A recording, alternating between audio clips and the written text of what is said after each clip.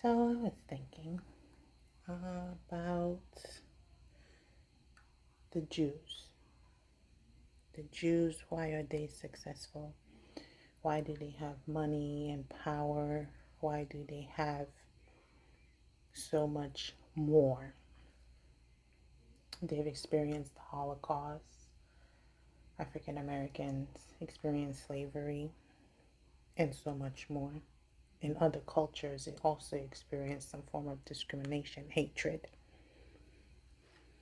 But the question I raise, why is it that the Jews does have more and they keep getting more as to other cultures who have received from wherever source they have received, but it was an abundance of finance, but it didn't grow, they didn't get more, it just kind of finished and vanished. Is it necessarily being a smart investor? Because there's people who have money that invest and still it goes nowhere. So is it the energy that they have? They feel powerful, they feel superior, they know who they are, they have a sense of belonging, the energy that's around them, or is it something else? Because others have had opportunities too. Regardless where the opportunities came from, they had an opportunity, and yet they have not been able to cultivate and multiply. So is it a sense of community? Is it a combination of all of those things or more? I do believe that they are superior. I do believe that they believe they are not inferior. They're teaching the knowledge, the self-worthiness, knowing that they belong in who they are as a cultive community. What they teach collectively is that. And because of that, it makes them keep growing individually, families. So it's really about what you believe that really pushes you forward to your next step. If you believe that you're inferior, if you believe that you lack, if you believe that you're being bypassed, if you believe that you're not deserving, all those energy and feelings that goes into these negative ideas and things, either from the past or in current life, contributes to our financial status. We can expect to be in a receiving place if we're constantly thinking of lack. We cannot expect to be in a receiving place if we're constantly thinking negative. It's good to pray,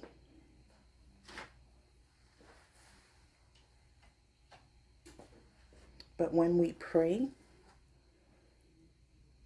99.9% of the time, our prayers come from a place of lack, of not having, which is understandable because that's what you're praying. You're praying to receive, you're praying to get more.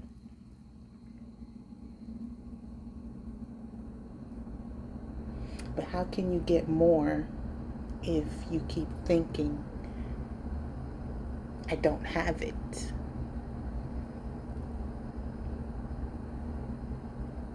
If you keep thinking, it's not gonna happen, so I need help.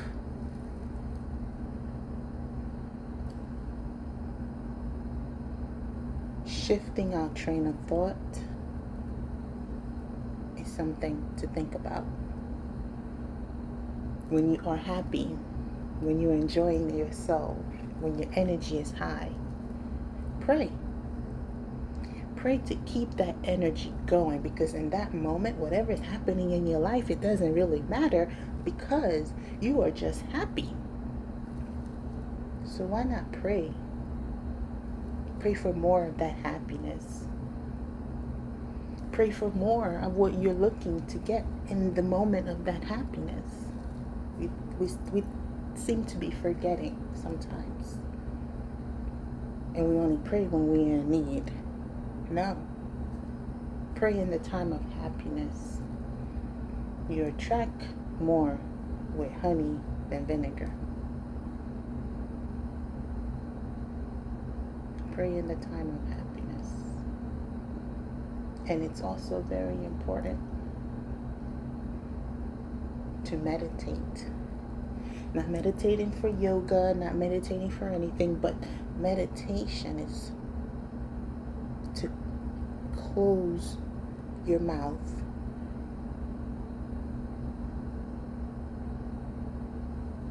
concentrate yourself to hear what is the message that's surrounding you. Because source, God, universe, whatever you want to call it, is around and is 24/7 all the time. Is talking to you, is sending you signals and messages, and because we're always on the move, we miss those things.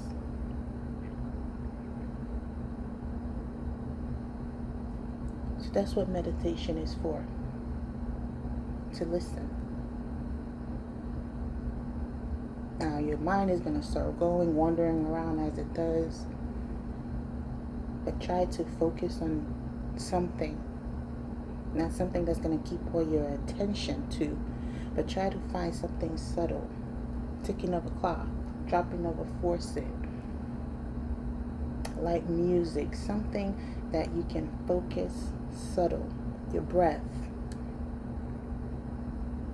And give yourself time. And listen. Listen. That's all you have to do. Sit there and listen. Now, this is not something you have to do all the time, or you got to do it for hours. You can start slow. You can start slow. 2-3 minutes. Gradually increase. This is not something that you have to do every single day. You do it when you want to do it, when it feels good to you, when your body and your energy, all of it is aligned, and you're like, yeah, I want to meditate today. It's not an obstacle. It's not homework. So, something to think about. And I'm going to stop here.